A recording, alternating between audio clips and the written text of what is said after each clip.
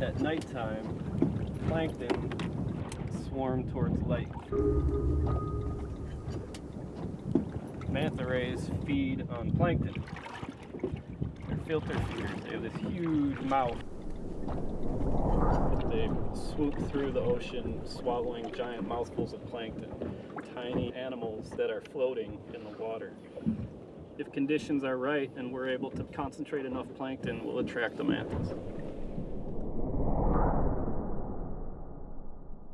So what we've got set up here is a light box. We put a bunch of LED lights mounted to this milk crate, filled it with some lead weight. We're going to take it down, set it on the bottom with the LED lights blasting upwards. So if we blast enough light just after the sun goes down, straight up into the water column, swarms and swarms of plankton will start swimming through the light, and we'll hunker down in the sand close by, and hopefully the manta rays will come in. Mantas are active day and night. The reason we're doing this as a night dive, we can't concentrate plankton in the daytime, but at nighttime we can get plankton all to come into one concentrated area. The mantas hopefully figure that out and show up to feed. All right, the light box feels pretty secure.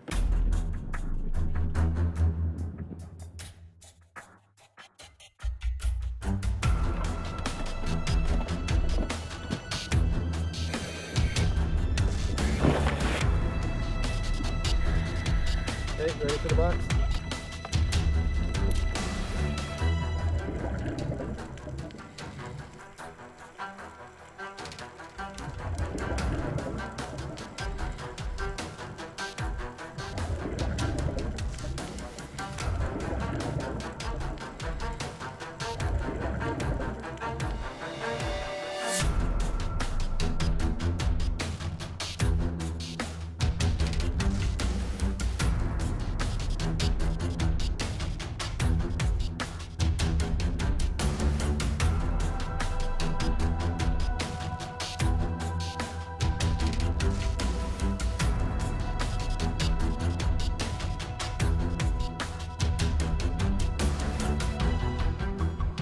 A big manta ray can reach 20 feet in wingspan.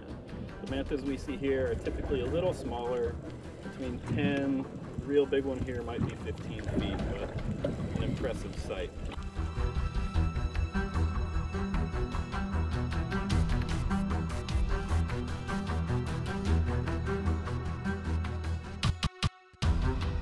There are now recognized two species of manta rays in the world, Manta alfredi and Manta birostris. The mantas that we see here are Manta alfredi.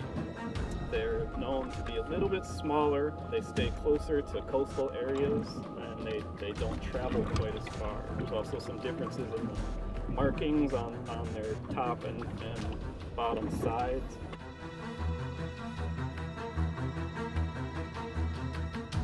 Each manta has a completely unique fingerprint or set of markings on its body, and a lot of commercial dive operators know mantas by their markings or by distinguishable clicks on fins, or there's a manta that frequents this area that doesn't have a tail, but each manta has its own unique fingerprint.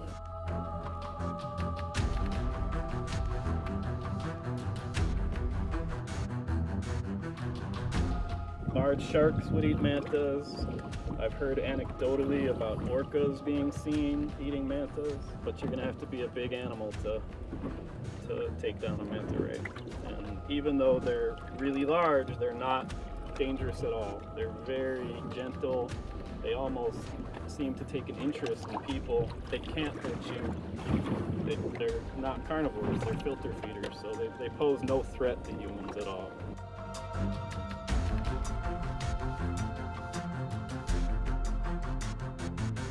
They are fished both for the cartilage in their fins to make soup, similar to shark fin soup, also for their skin, and then actually the biggest fishery for manta rays is for their gills.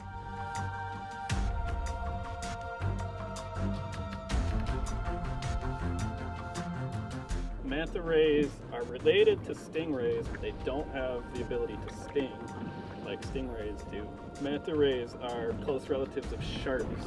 They're in a group of fish known as the elasmobrains, which means they have a cartilaginous skeleton. They're not a true bony fish. Sharks, rays, skates are all elasmobrains.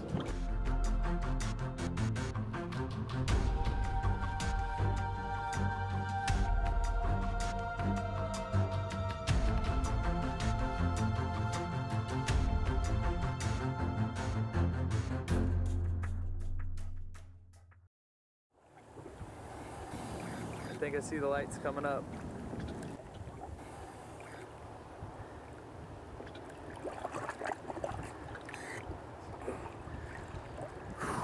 How was it? Amazing.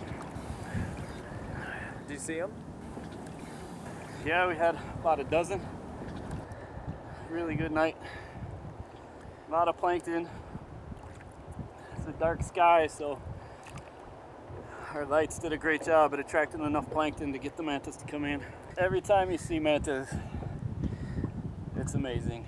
I could never get tired of them. They're so graceful, the way they move through the water. Really a treat.